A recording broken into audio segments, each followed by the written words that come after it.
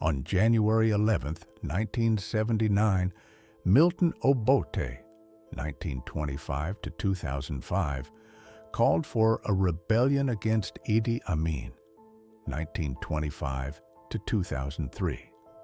17 years earlier, Uganda had gained independence from Britain, and Obote became the country's first prime minister. But in 1966, Obote overthrew the Ugandan king and declared himself president. On January 25, 1971, Idi Amin, a former soldier in the British Colonial Rifle Corps and then commander of the Ugandan Armed Forces, launched a coup. At the time, Obote was attending a conference in Singapore.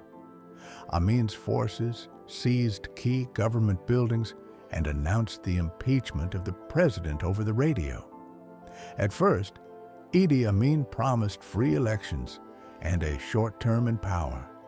However, he ruled for 8 brutal years, 1971 to 1979.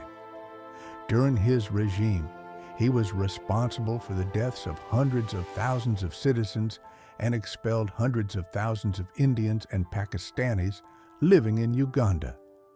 Amin became a ruthless military dictator. The ousted President Obote went into exile in Tanzania. In January 1979, Obote urged his fellow countrymen to rise against Amin's tyranny.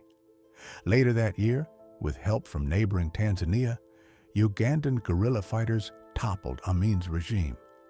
Obote returned to power, but he was ousted again 5 years later.